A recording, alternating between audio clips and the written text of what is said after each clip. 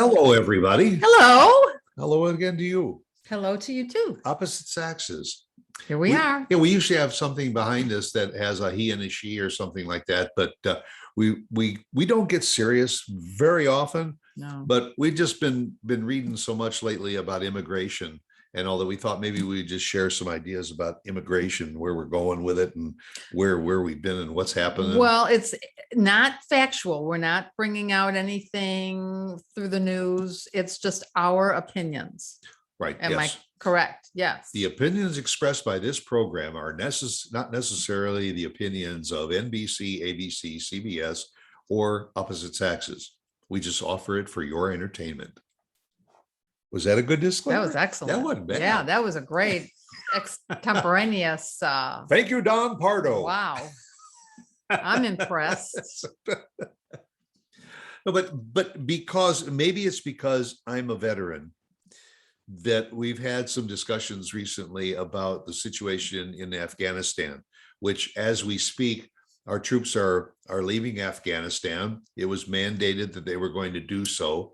And you have your own opinions on that, and that it doesn't however, really matter. whenever we are in a foreign country and we are departing from that foreign country, it is probably going to change the political climate drastically. Mhm. And we are faced with leaving behind some very important people, perhaps in Afghanistan. Most recently, there's been a lot of coverage about the interpreters, the Afghan interpreters, those that have really gone against the grain of their country's beliefs, and have assisted the American troops in their missions over in Afghanistan and Iraq, and getting them to safety and getting them into the United States. And Yeah. I just don't understand. They put themselves out to assist Right. the Americans, and in doing so, they have become patriots. And all they are asking in return is that their lives are going to be in danger if the Americans leave and they are all left behind. And I don't think it is that much speculation that it may be the end to a lot of those interpreters if the And their families. Yeah, and their families, if the Taliban and Al-Qaeda and those other forces identify who they are, they're going to go after them because they assisted the Americans. They may not be able to get safely out of their country to other places. So what they have done is reached out to the Americans to say, we helped you, please help us. Now, I think we're talking roughly 1,000 interpreters, or was it more? I don't know. You may be right, around 1,000 now, because 1,000. originally I had heard a few hundred, but there may be more. But certainly we have had adequate time, knowing that we were going to wind down our participation in those parts of the world, to start thinking about what we're going to do with these people that have assisted us. And this is not a first. There's no way, because we have used interpreters many times for other wars. Absolutely. Vietnam. You went through this. This to me is deja vu, because when we finally decided in the mid 70s that Vietnam was just not going anywhere, that it was time for us to pack up and go home. We had done as much as we could do over there. Number one, the enemy says, fine, we'll just wait until they leave and then we will invade South Vietnam, which is exactly what happened. But when our American troops left, we left behind an awful lot of Vietnamese that had helped us. And I left behind a very, very dear friend who, once we had left our battalion, he was put in prison only because the enemy side thought that because he worked on an American base, he knew some sensitive information, and they wanted to know what it was all about. So he was in prison for several years before he escaped.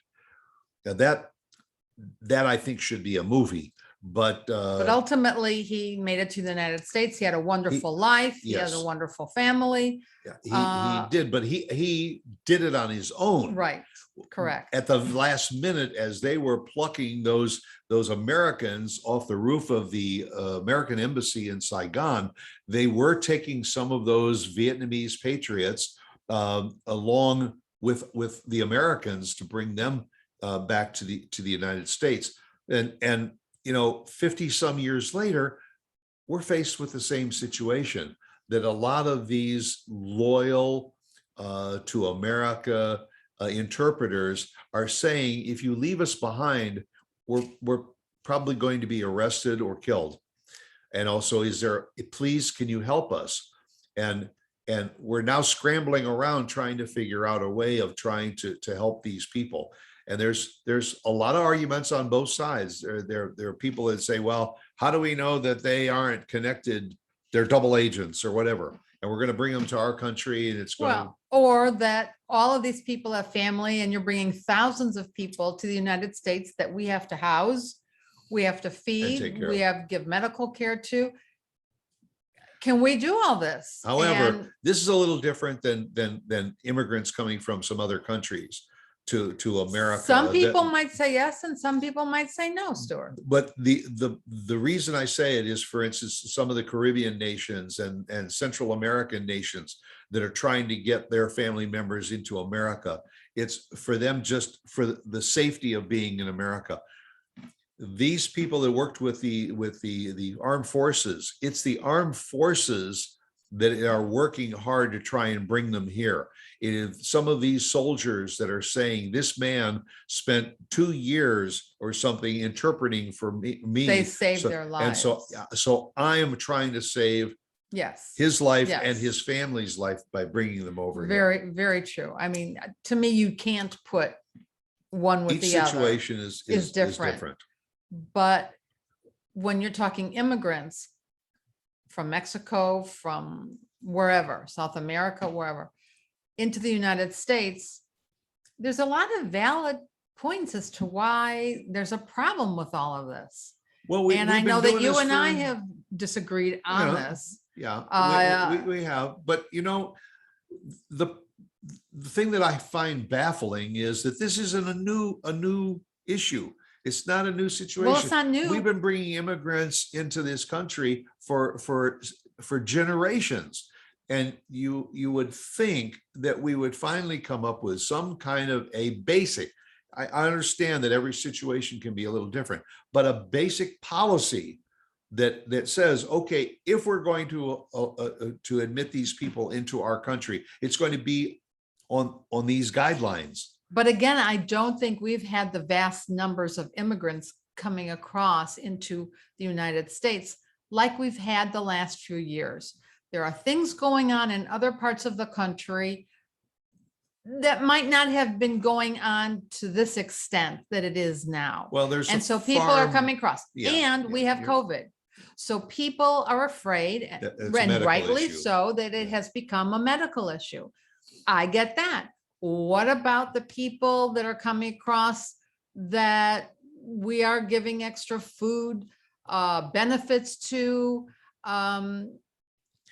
But a lot of there's all different things now that are coming to the forefront that weren't years ago. Well, but a lot of those are the same things that we extended to immigrants that came over during and after World War II. Yes, but you didn't have as many people in the United States. You didn't have people. Well, it was, I think it was proportionate.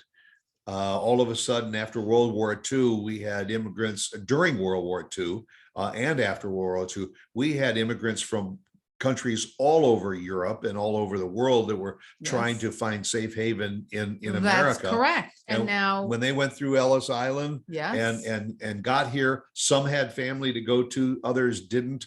But the government took care of them. They helped them with housing, and they helped them with food, and they helped them get established in this country. But now it's getting to the point that we are being overrun with people. We can't feed our own people. And now we are feeding people from other countries. I think there are, which again, is what the United States has stood for all these years. And I get that. I understand it. That's But because the rest of the world sees us that way, that we are this country of freedom. Our borders are open, our arms are open. But then it's up to us to give these people jobs, give them work, and not just have them sitting around collecting monies, collecting food. In other words, earn the benefits. They need to earn it. Yeah. And I think more has to be done. And unfortunately, I don't think in Washington, like you say, enough is being done, and we have enough laws to help. That's why I said earlier, this is not a new issue. No, it's so not, why is it taking so long in order to come up with basic policy to take care of this situation? That when people come through our borders and everything, there has to be a process. I understand that if they are not undocumented, maybe they have to be turned around. And we are a nation of immigrants. We're all from someplace else. Unless you are a Native American, we are all descendants of people that have come from other parts of the world to be here. Because of that, a lot of these people that are trying to escape these persecuted countries around the world are coming here to be reunited with their family members who have found freedom in the greatest country on earth. It's always going to exist. There are always people in persecuted countries and depressed countries and poverty-stricken countries that are going to stay. We just can't take it anymore. We need to go someplace. But is there a point to which we have to say we have to be a little bit more selective? Yeah. Or do we, I know Washington has to do more. More has to be done for these kids that are sitting in these internment camps, and how they're there, and are they going to school while they're there? Are they learning English while they're there? Are they being clothed and fed while they're there? Are they being taken care of properly? Yeah. And they're you are basic really human rights, right? But you're really asking, why is it taking so long? Duh, everything takes so long, everything.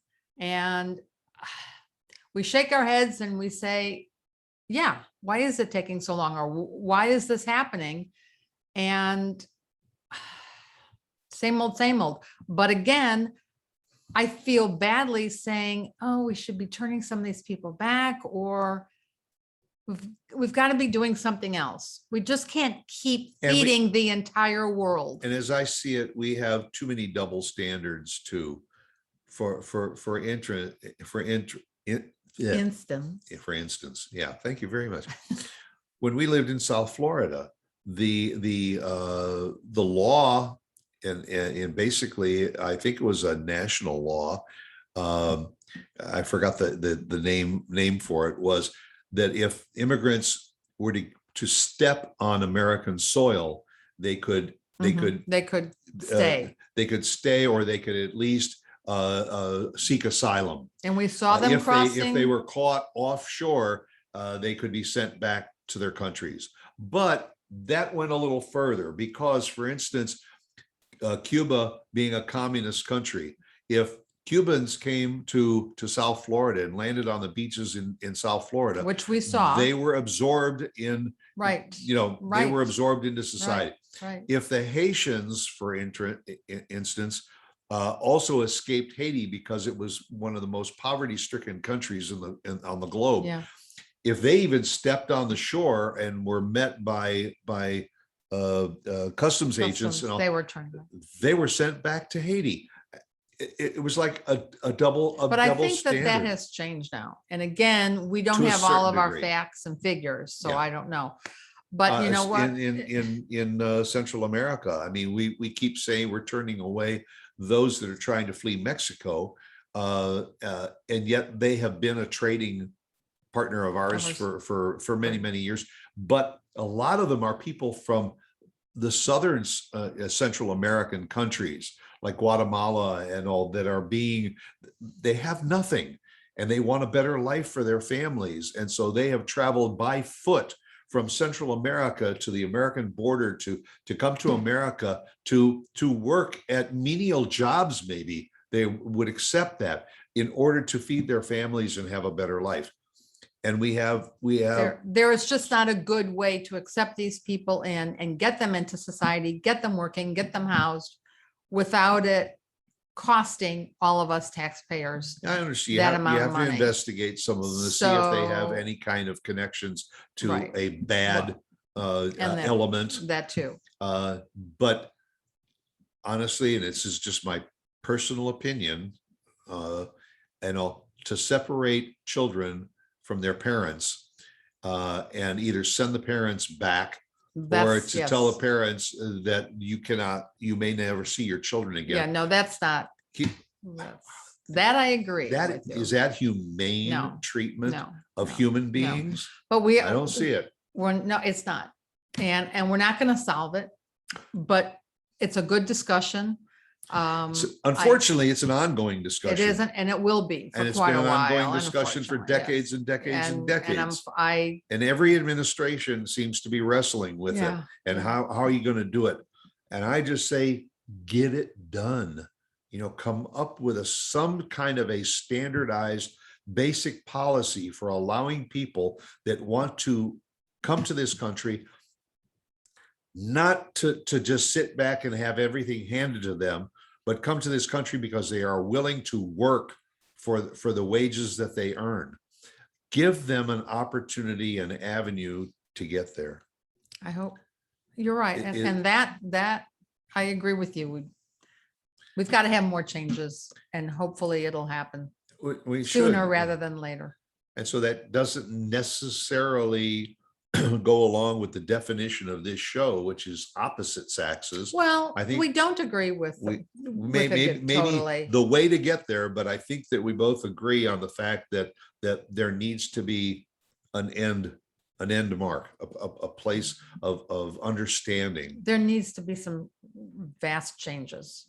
So, and In more so ways than however one. you feel about it, reach out to your political representatives and say, do something. If you are firmly entrenched with saying, don't let any immigrants into this country, maybe that's your opinion and go for it. But do something about it. We all have Okay, to. we gotta make it better. We deserve it. Okay. And something else you do is come back and join us again right here next Thursday, 1 o'clock.